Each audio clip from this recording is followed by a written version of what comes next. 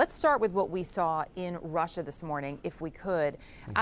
Peter, the fact that this was far more defensive, that there was no declaration of victory, no mass mobilization, what does that tell you about where we're headed in this war?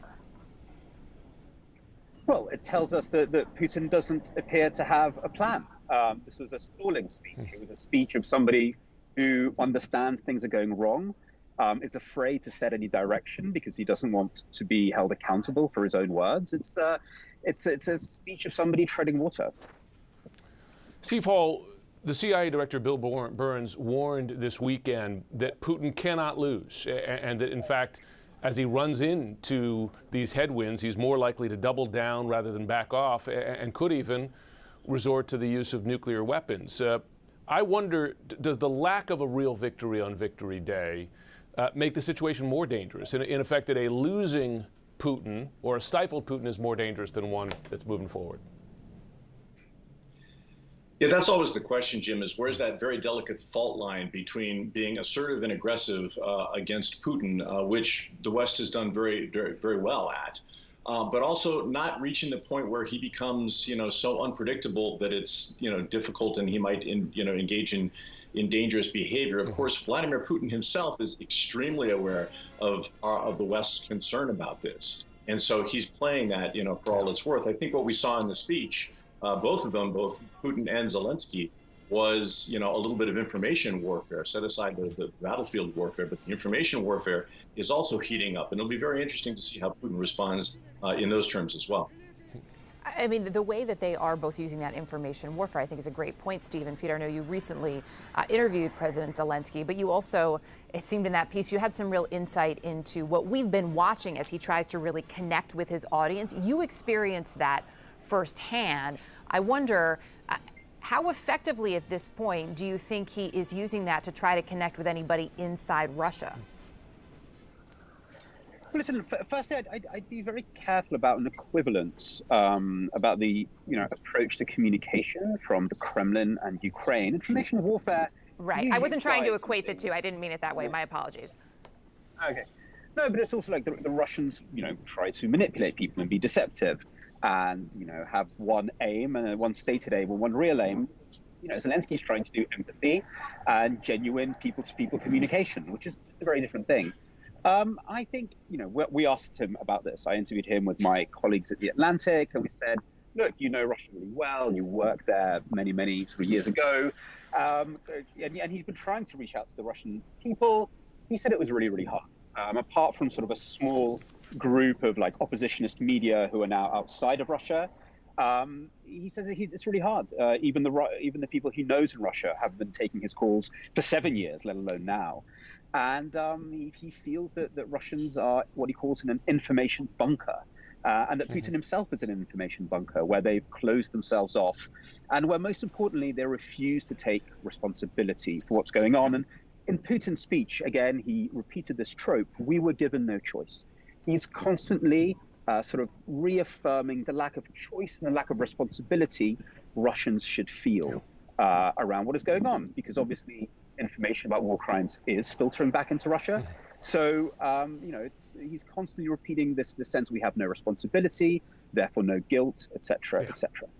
Steve Hall, question. A big message in his speech, which is part of a trend now, right, is portraying this not just as Russia against Ukraine, but Russia against the West, that this is Russia responding to a threat from NATO. Does that indicate to you that the risk of expansion of this war beyond Ukraine is increasing, or do you put that in the category of him saber rattling to try to intimidate or make the West skittish? It may be a little of both, but I'd go more towards that latter explanation, Jim. I think Putin doesn't know exactly where he's going to go from this. And so what he does is a couple of predictable things. He, of course, blames NATO. But one of the interesting things that I heard in that speech was, once again, his references to traditional values, to the West's, decay. And this is one of the reasons that we had to attack. It's really interesting because it appeals, of course, not only very much to Russians, who do view themselves as different people. That's a phrase that Putin specifically used, and I've had Russian intelligence officers tell me the same thing.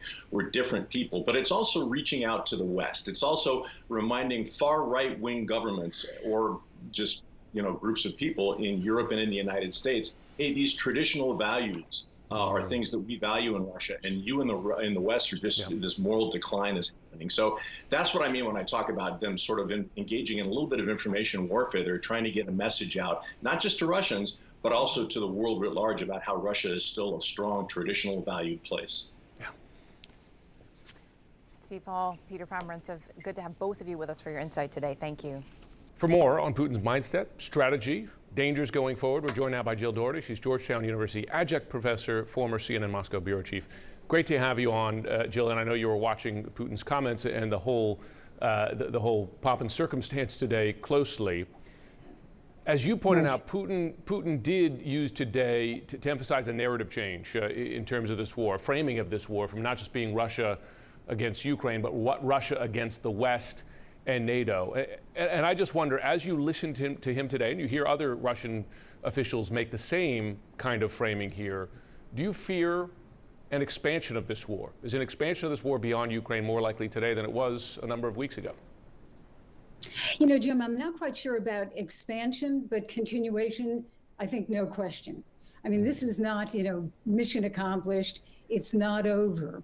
It was more, I think, kind of a pep talk for the Russian people to say, remember World War II, as they call it, the Great War for the Fatherland, that we accomplished something and it was difficult, but we did it and we can do it again. That actually is kind of a bumper sticker now in Russia. So I think what really struck me was this almost image of Russia as a victim. There was a lot of NATO made us do it. NATO was going to attack. Ukraine was going to, this is all in quotes because this was not the case, Ukraine was going to develop nuclear weapons. And this was absolutely, unavoidable. We had to defend ourselves. So I felt kind of this almost weaker position. We won World War II, but here we had to do it. So I thought it was a relatively weak statement from what I expected. And the other thing that I think was really important was he admitted that there are Russian troops who are dying. He gave no numbers, et cetera, but he immediately said, this sacrifice is always difficult when we lose somebody. But I, as president, have made this announcement that we're going to help the families of the people who have been affected by this, especially the children. That, I think, is really significant. That's telling the Russian people, look, I know there are boys who are coming back in coffins. But he, of course, could never say that. But he can say, I'm going to help those families. Is that, Jill, do you think any of that is also a reaction to perhaps a shift among the Russian people in terms of not only how they feel about this war, but perhaps in terms of what the chatter is in Russia and how support looks for Putin? It's really hard to judge that, Erica, because, the polling is just, you at this point really can't trust what people say because they cannot express themselves the way maybe they would want to. There are some indications, an indication from an oligarch, who criticizes it.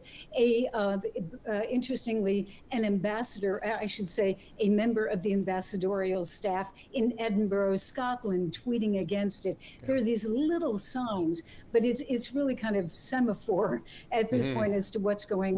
But, this is still, we're relatively early. This is the third month, but if sanctions are really going to kick in May, the end of May, it's expected. And then more people sadly will die. And I think that could have one of the strongest effects. Yeah, no question. Jill Doherty, great to have you as always. Thank you.